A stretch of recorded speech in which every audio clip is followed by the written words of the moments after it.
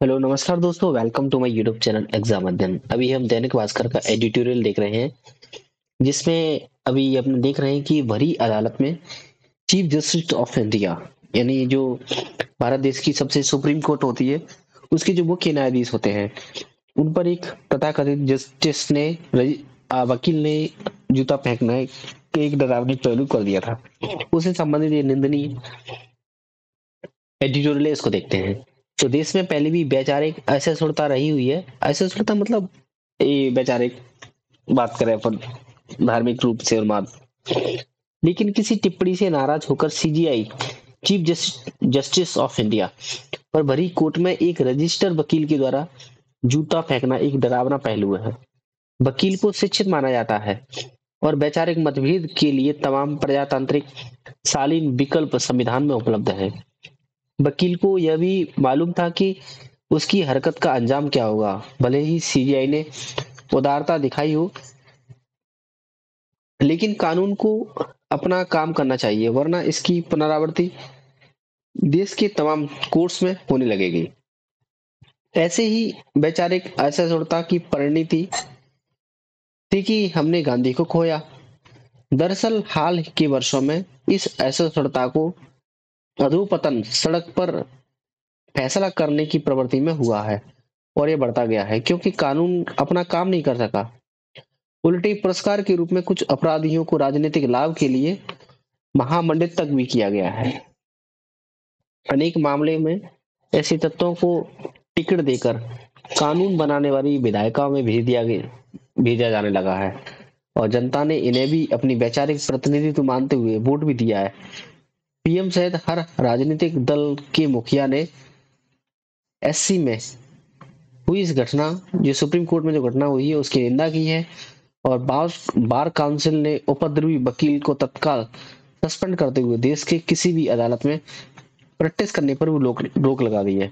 लेकिन जनता के अलावा राजनीतिक दलों और सामाजिक संगठनों को भी सोचना होगा कि ऐसी मानसिकता वाले लोगों को महामंडित करने से आदेश किया जाता है।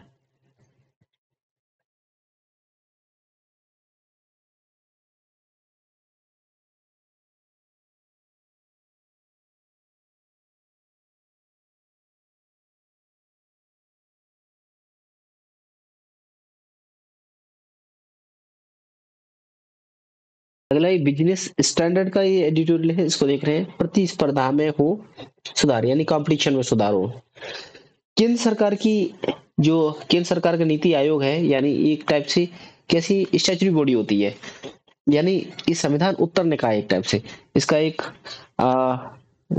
कैबिनेट मतलब एक आदेश निकालने के पश्चात इसका गठन हो जाता है। इससे पहले सबसे पहले योजना आयोग चलता था 1950 से, लेकिन जैसे ही प्रधानमंत्री नरेंद्र मोदी बनते हैं, तो 1 जनवरी 2015 को योजना आयोग को हटा करके, यानी योजना आयोग की जगह पर ही नीति आयोग का गठन कर दिया गया था।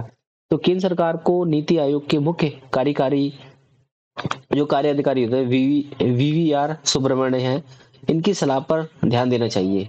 सोमवार को सुब्रमण्यम ने कई दिलचस्प और महत्वपूर्ण बातें कही, जो बताती हैं कि अंतर्राष्ट्रीय व्यापार को लेकर के भारत के नीतिगत विचार में क्या कमियां हैं, इस मामले में क्या करने की आवश्यकता है। कुछ अन्य बातों के अलावा उन्होंने कहा कि भारत को चीन सहित एशिया पर करीबी नजर रखनी होगी और पड़ोसियों के साथ मजबूत कारोबारी रिश्ते कायम करने होंगे। साफ कहें तो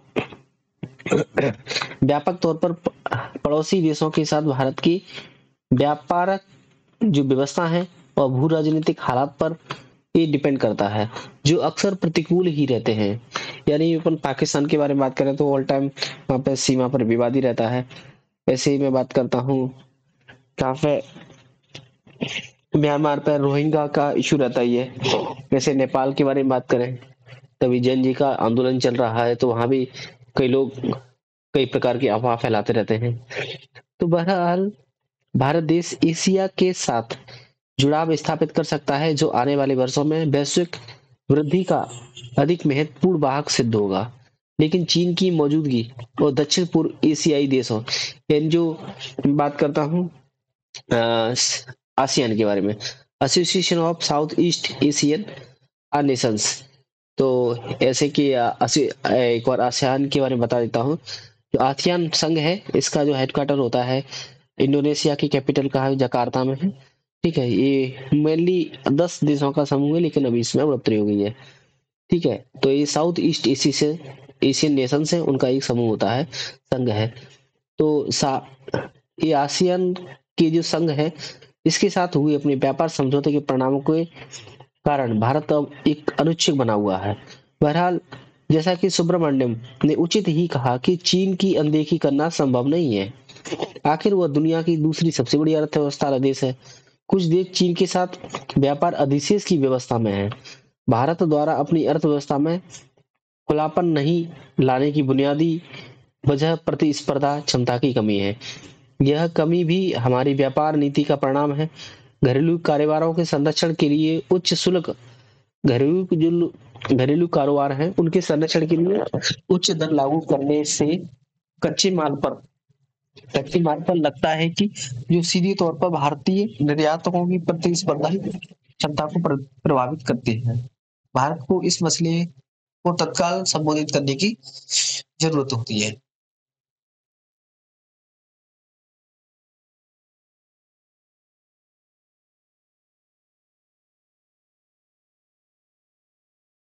और आखिर क्या लिखा हुआ है इसमें?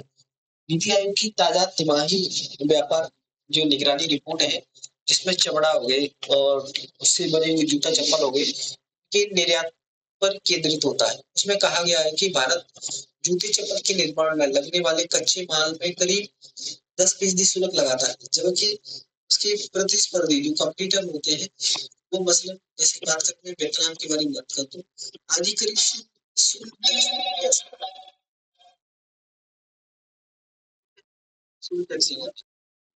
भारत को बदलने की आवश्यकता है। मसलन खबरों के मुताबिक एक वरिष्ठ सरकारी अधिकारी ने हाल ही में एक सुझाव दिया कि भारत को उन देशों के साथ मुक्त व्यापार यानी फ्री ट्रेड एग्रीमेंट पर ध्यान केंद्रित करना चाहिए जो भी प्रतिस्पर्धी में नहीं है। यह व्यापार का सही तरीका नहीं है। अगर भारत किसी गैर प्रतिस्पर्धी देश के साथ व्यापार करता भी है, तो वह देश के ऐसे स्रोतों से वस्तुएं खरीद सकता है जो भारत के मुकाबले अधिक प्रतिस्पर्धी हैं। भारत ने ब्रिटेन के साथ मुक्त व्यापार समझौते पर हस्ताक्षर कर अच्छा किया। वह यूरोपीय संघ के साथ ऐसे समझौतों को लेकर चर्चा कर रहा है। भारत जितनी जल्दी ये समझेगा, वह उतना ही अच्छा होगा। अमेरिका के साथ भी भारत का एक साझा लाभकारी व्यापार समझौता इसके लिए प्रयासरत है। और बहरहाल बहरहाल अमेरिकी प्रशासन की अनिश्चित प्रकृति को देखते हुए भारत को जल्द से जल्द अन्य व्यापारिक साझेदार देशों के साथ कहीं अधिक गहन समझौतों के प्रयास करने चाहिए। भारत विशाल क्षेत्रीय समझौता का हिस्सा भी नहीं है। यही वजह है कि उसे वैश्विक मूल्य श्रृंखलाओं के साथ एकीकृत होने में भी मुश्किल का सामना करना पड़ता है। भारत ने वैश्विक आर्थिक साझेदारी समझौते आरसेप में शामिल होने को लेकर कुछ शको सुबह ही जाहिर किए हैं, जो मुख्य रूप से चीन की मौजूदगी से संबंधित है। अब उसे न अपने रुख की समीक्षा करनी चाहिए। भारत को प्रशांत पार व्यापक एवं प्रगतिशील साझेदारी समझौतों में शामिल होने पर भी विचार करना चाहिए। भारत के लिए अपने निर्यात का विस्तार भी करना बहुत महत्वपूर्ण है। बाहरी मांग टिकाऊ उच्च वृद्धि का अहम स्रोत हो सकता है। हाल के दशकों में कई आसियान देश इसका उदाहरण रहे हैं। भारतीय रिजर्व बैंक की मौद्रिक नीति समिति में प्रकाशित ताजा शोध दिखाता है कि कंपनी के स्तर पर और समग्र स्तर पर भी निर्यात वृद्धि का सांख्यिकी दृष्टि से तयशुदा निवेश वृद्धि पर महत्वपूर्ण असर पड़ता है। माना जाता है कि निजी निवेश में सुधार मध्यम अवधि में उच्च आर्थिक वृद्धि बनाए रखने के नजरिए से अहम है। अतः व्यापार की संभावनाओं में सुधार विभिन्न माध्यमों से वृद्धि को बढ़ावा दे सकते हैं और उसे टिकाऊ भी बना सकते हैं। आगे देखते हैं अगला एडिटोरियल राष्ट्रीय सहारा का यह एडिटोरियल है। इसमें 1 करोड़ महिलाओं की ताकत से संबंधित दिया हुआ है। आइए देखते हैं ये संपादकीय को। सबसे नवी वैश्विक परिस्थितियों के बीच भारत के समकाल और देशकाल को देखना खासा दिलचस्प है। समाज, राजनीति और लोकतंत्र की बात करें तो देश आपातकाल से 5 दशक आगे निकल चुका है। यह भी कि इस वर्ष जब आखिरी विधानसभा चुनाव के रूप में बिहार में नई सरकार चुनी जानी है और जयप्रकाश आंदोलन के भी 50 वर्ष पूरे हो रहे हैं। यानी जयप्रकाश आंदोलन जब 1975 में इंदिरा गांधी ने भारत में इमरजेंसी लगाई थी, आपातकाल लगाया था, केवल आंतरिक विद्रोह की एक घोषणा करते हुए। तो उस टाइम पे जयप्रकाश साहब थे, एक आंदोलनकारी बहुत वो नेता थे, तो उन्होंने एक आंदोलन किया था। उसको भी लगभग 2025 में 50 साल हो जाएंगे, तो उसी के संबंध में बता रहे हैं कि ऐतिहासिक रूप से बिहार इस आंदोलन का एक तरह से पापिक सेंटर रहा था, यानी वहीं से ये आंदोलन उपजा हुआ था। हालांकि वो आंदोलन कुछ और था एक्चुअल में, क्या Allahabad supreme court Allahabad court में इंदिरा गांधी जी के बारे में लगा दिया कि इन्होंने अपना चुनाव जीतने के लिए सरकारी तंत्र का उपयोग किया है। तो इलाहाबाद कोर्ट ने एक फैसला दे दिया था कि इंदिरा गांधी को क्या मतलब गैर कानूनी रूप से अवैध यानी हारा हुआ प्रत्याशी माना जाता है। तो इसी की विरुद्ध में मतलब ये कहानी बन जाती है। चलो आइए आगे देखते हैं। इन 5 दशकों में जरूर गंगा में बहुत पानी बह चुका है, पर इस समय के इस बहाव के बीच कुछ चीजें स्थिर भी हैं और भी नई मिसालें और मानदंडों के साथ हमारे समय में लोक नीति और विकास को व्याख्यायित कर रही हैं। और इस बात की बड़ी अहमियत है कि जिस बिहार में आकर महात्मा गांधी ने सत्याग्रह का अमोघ अस्त्र देश दुनिया को दिया, आज उस सूबे की धरती पर महिलाओं ने एक बड़ी मूक क्रांति को सच कर दिखाया है। यह क्रांति महिला सशक्तिकरण की एक गहरी समझ, यानी एक से आगे कई मायनों में सर्वसमावेशी है और इससे इस प्रदेश की महिलाओं के साथ ग्रामीण इलाकों में भी विकास और बदलाव का एक सर्वथा नया दौर सामने आया है। इस लिहाज से इन दिनों मुख्यमंत्री महिला रोजगार योजना की खासी चर्चा है। आकार के लिहाज से यह देश की सबसे बड़ी योजना है, जिसने न सिर्फ सामाजिक बदलाव की जमीन को मजबूत किया है, बल्कि इसे महिलाओं के आर्थिक स्वावलंबन का सर्वथा नया दौर शुरू हुआ है। गौरतलब 26 सितंबर यानी बीते 26 सितंबर को, आज कितनी तारीख होगी, 8 अक्टूबर हो गई, अभी मैं बात कर रहा हूँ 26 सितंबर की। तो 26 सितंबर को यह योजना शुरू होती है और 75 लाख से अधिक महिलाओं की बैंक खाते में 10-10 हजार रुपये ट्रांसफर किए गए हैं। यानी जैसे कि मध्य प्रदेश में चुनाव हुआ था, तो शिवराज चौहान की सरकार थी उस टाइम पे, तो इन्होंने भी लाडली लक्ष्मी योजना शुरू कर दी थी, महिलाओं के खाते में 1000 रुपए डाल देते। इसी टाइप से ये भी इस टाइप से क्या बोल सकते हैं उसको, चुनावी लोगों को लुभाने के लिए तरीका रहता है। तो 75 लाख से अधिक महिलाओं के बैंक खाते में 10-10 हजार रुपये ट्रांसफर कर दिए गए हैं। इसके कुछ दिन बाद ही 25 लाख और महिलाओं को इसमें जोड़ा, यानी 1 लाख महिला हो गई इसमें, और उनके भी खाते में पैसे पहुंचा दिए गए। यानी सीधी सी 1 लाख महिलाओं के खाते में 10-10 हजार रुपये ट्रांसफर कर दिए गए हैं। तो 75 लाख का आंकड़ा देखते देखते 1 करोड़ तक पहुंच गया है। राज्य क्या देश के स्तर पर भी यह संख्या ऐतिहासिक तौर पर असाधारण है। महिलाओं को यह राशि स्वरोजगार और आत्मनिर्भरता के लिए दी जा रही है। वस्तुतः चुनाव से पूर्व होने वाली तमाम तरह की अव्यवहारिक और हवाई घोषणाओं से अलग बिहार सरकार ने कैबिनेट स्तर पर बीते कुछ महीने में अहम फैसले लिए हैं और इस क्रम में जो बड़ा फैसला राज्य सरकार ने लिया है वह है मुख्यमंत्री महिला रोजगार योजना। यानी राज्य सरकार ने इस योजना को प्रदेश की महिलाओं की स्थिति और जरूरत को समझते हुए न सिर्फ फ्रेम किया है, बल्कि इसके शीघ्र क्रियान्वयन को लेकर भी वह लगातार गंभीर रही है।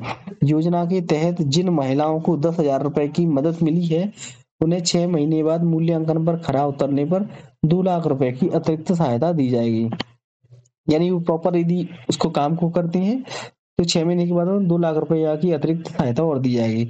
बात महिला सशक्तिकरण की हो रही है, तो यह जान लेना जरूरी है कि बिहार में नीतीश सरकार की सबसे सफल योजनाओं में जीविका है।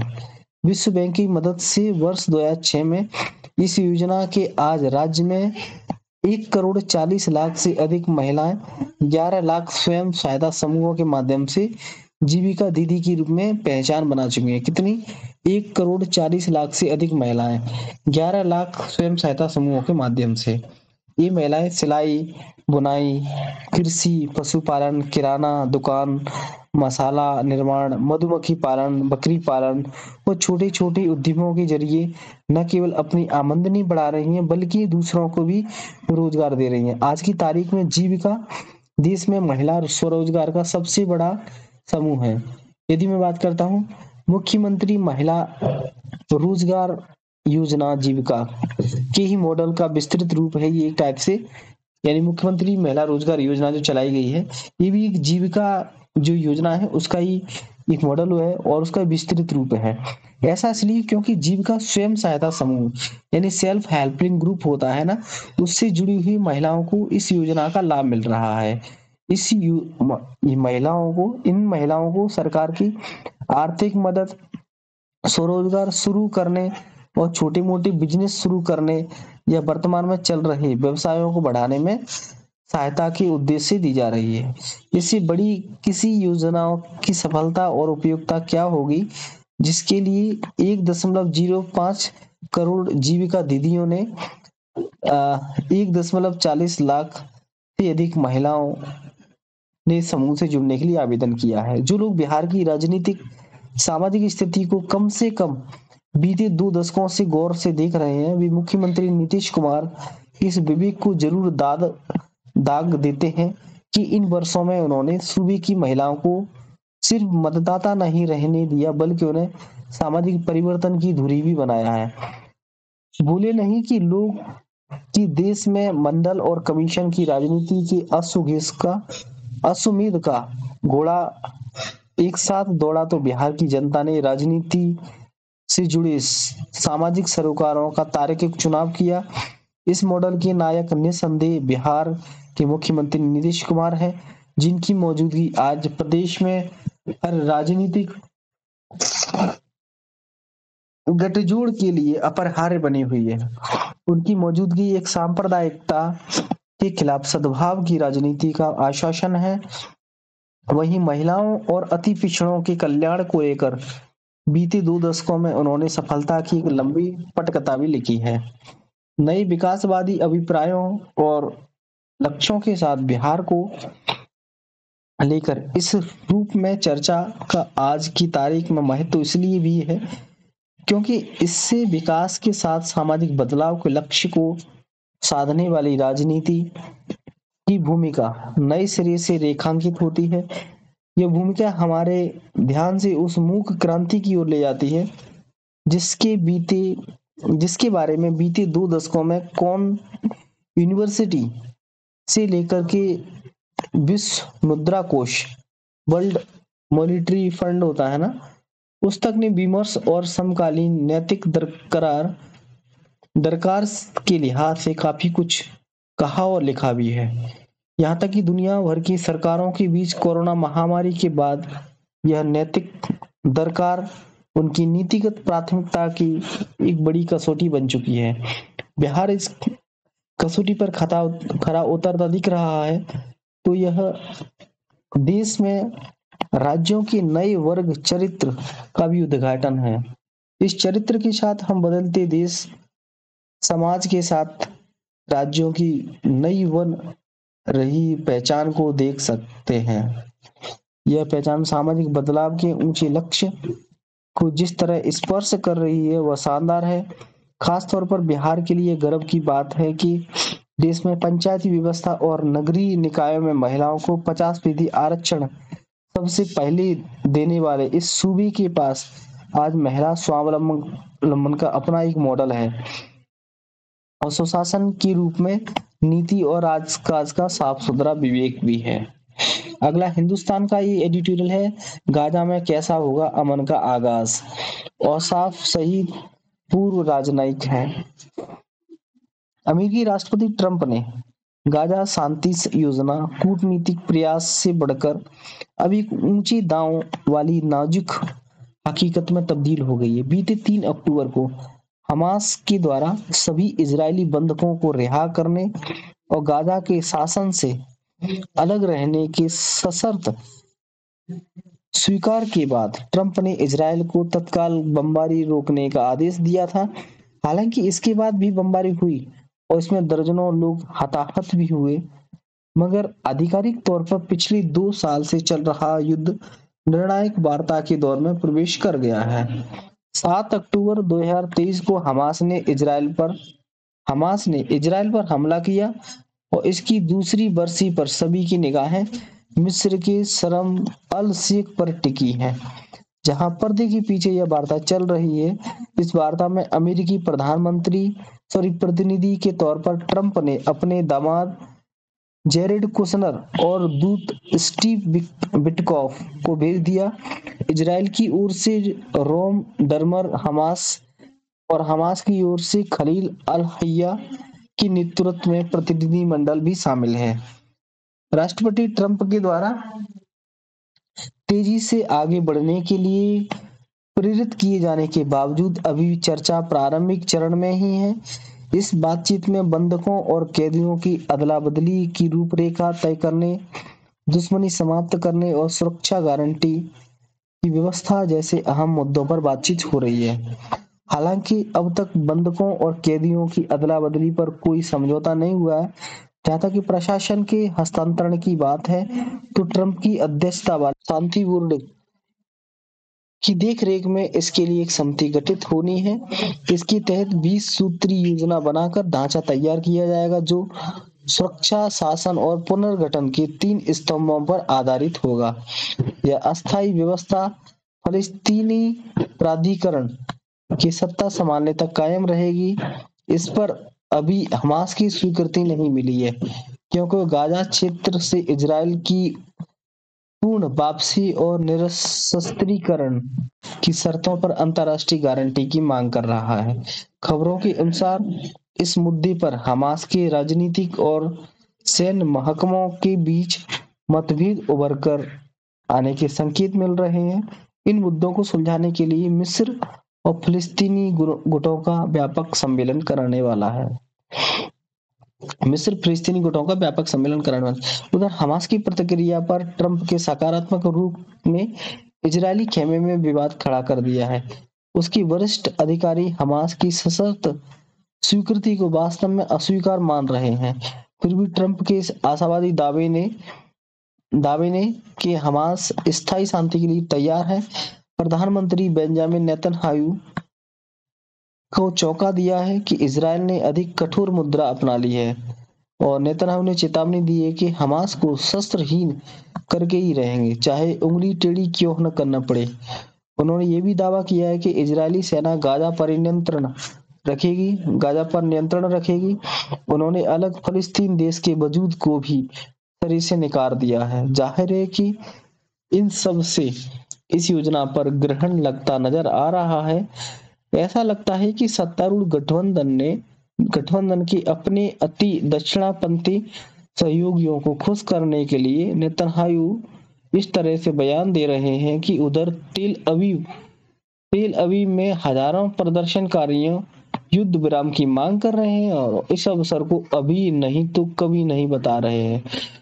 बहरहाल, अगर शर्म अल शेख वार्ता सफल होती है तो यह समझौता अल्पकालिक लाभ देने वाला साबित हो सकता है। दुश्मनी खत्म होने से विनाशकारी नुकसान झेल रही आबादी को तत्काल राहत मिलेगी, जबकि बंधकों और कैदियों की वापसी से त्रासद मुद्दों का समाधान होगा। राफा क्रॉसिंग को फिर से खोले जाने से बुनियादी ढांचे के पुनर्निर्माण के लिए गाजा में बड़े पैमाने पर सहायता की आ सकेगी और अमेरिका के नेतृत्व वाले ISF आंतरिक सुरक्षा प्रदान करने और विसैन्यीकरण में सहायता करने और स्थानीय और क्षेत्रीय अधिकारियों के साथ समन्वय बिठाने के लिए तैयार है। इस्लामी देशों ने ट्रंप के दृष्टिकोण का स्वागत करते हुए संयुक्त बयान जारी किया है, लेकिन ISF के सैन्यकरण में साझेदारी बनने से उन्हें परहेज ही बरतता है। ट्रंप की गाजा शांति योजना का वास्तविक महत्व इसकी दीर्घकालिक भू राजनीतिक नतीजों में निहित है।